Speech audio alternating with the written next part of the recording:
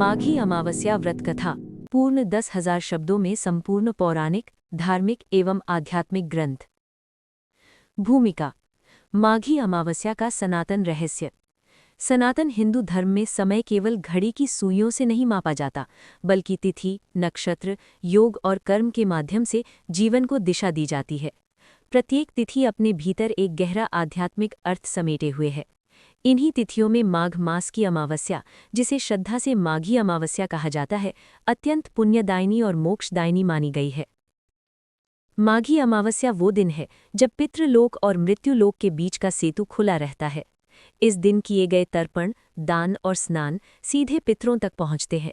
शास्त्रों में कहा गया है कि यदि जीवन में कोई भी पुण्य कर्म न किया हो, फिर भी यदि मनुष्य माघी अमावस्या के दिन श्रद्धा से स्नान दान कर ले तो उसका जीवन सार्थक हो जाता है। माघ मास का महत्व। शास्त्रीय दृष्टिकोण। माघ मास को व्रतों का राजा कहा गया है।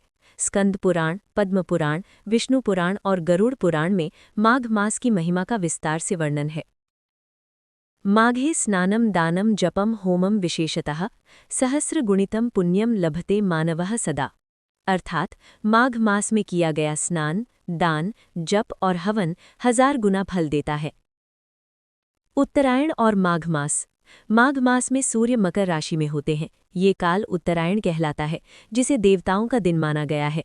उत्तरायण में किया गया पुण्यकर्म शीघ्र फल देता है और आत्मा को ऊर्ध्वगामी बनाता है। अमावस्या तिथि का आध्यात्मिक रहस्य। अमावस्या तिथि वो होती है जब चंद्रमा पूर्णतः अदृश्य हो जाता है। ये तिथि प्रतीक है अहंकार के लोप का, अज्ञान के अंधकार का, आत्मचिंतन का। इसी कारण अमावस्या पितरों को समर्पित मानी गई है, क्योंकि पितृ भी सूक्ष्म लोक में निवास करते हैं। माघी अमावस्या और पितृलोक का संबंध। गरुड़ पुराण के अनुसार माघी अमावस्या के दिन पितृलोक के द्वार खुले रहते हैं। इस दिन पूर्वज पृथ्वी पर आकर अपने वंशजों द्वारा दिए गए तर्पण, जल, तिल और श्रद्धा को ग्रहण करते हैं।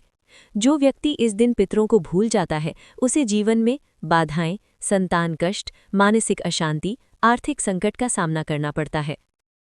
प्रथम महाकथा। राजा नृपेंद्र और पितृदोष से मुक्ति। राजा नृपेंद्र का परिचय। प्राचीन काल में आर्यावर्त देश में राजा नृपेंद्र नामक एक धर्मात्मा राजा राज्य करता था। उसका शासन न्याय, करुणा और धर्म पर आधारित था। राजा स्वयं वेदों का ज्ञाता था और प्रतिदिन ब्राह्मणों की सेवा करता था।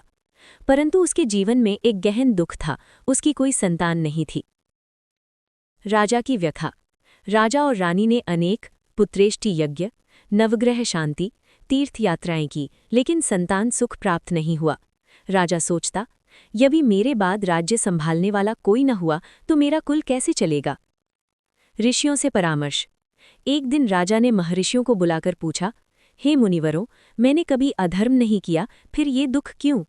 एक वृद्ध ऋषि ध्यान में गए और बोले, हे राजन, ये तुम्हारा दोष नहीं, ये पितृदोष है।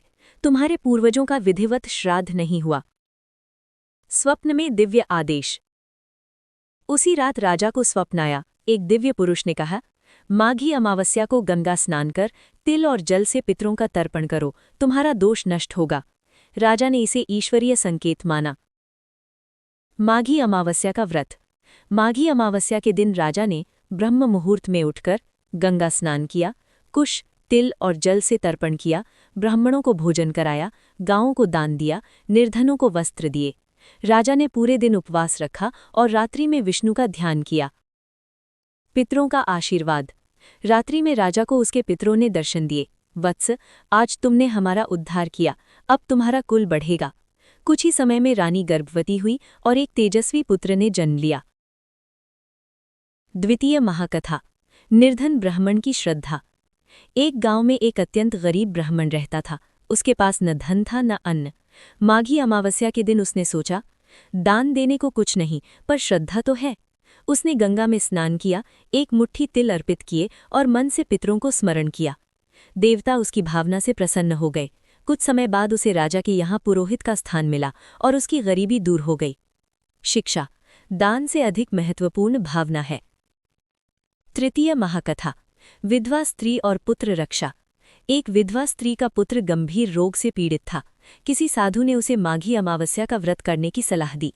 स्त्री ने निर्जल व्रत रखा, पितृ तर्पण किया, गरीबों को भोजन कराया। कुछ ही दिनों में उसका पुत्र स्वस्थ हो गया। चतुर्थ महाकथा, किसान और वर्षा का वरदान। एक गांव में सूखा पड़ा था। एक किसान ने पूरे गांव के साथ माघी अमावस्या पर सामूहिक स्नान और दान किया। कुछ ही दिनों में वर्षा हुई और फसल लहलहा उठी। माघी अमावस्या व्रत विधि अत्यंत विस्तृत। पूर्व तैयारी।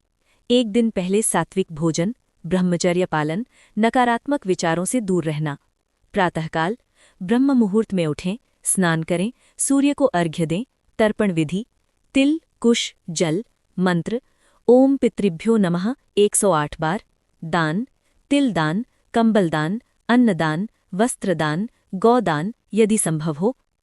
माघी अमावस्या के फल, पितृदोष नाश, संतान सुख, आर्थिक समृद्धि, रोग मुक्ति, मानसिक शांति, मोक्ष प्राप्ति। कलयुग में माघी अमावस्या का महत्व। आज के युग में भी ये व्रत परिवार को जोड़ता है, संस्कारों की रक्षा करता है, मानसिक तनाव को कम करता है। श्लोक और उनकी व्याख्या। यहाँ अनेक पुराणों के श्लोकों का भावार्थ वर्णित है, जो बताता है कि माघी अमावस्या क्यों सर्वश्रेष्ठ है। उपसंहार। माघी अमावस्या केवल एक तिथि नहीं, बल्कि पूर्वजों के प्रति कृतज्ञता का पर्व है। ये दिन हमें सिखाता है कि जो हमें जीवन देकर गए, उन्हें स्मरण करना हमारा धर्म है। जो व्यक्ति श्रद्धा, नियम और विश्वास से माघी अमावस्या का व्रत करता है, उसके जीवन में शांति, समृद्धि और धर्म का स्थायी वास होता है। इति श्री माघी अमावस्या व्रत कथा पूर्ण महाग्रंथ।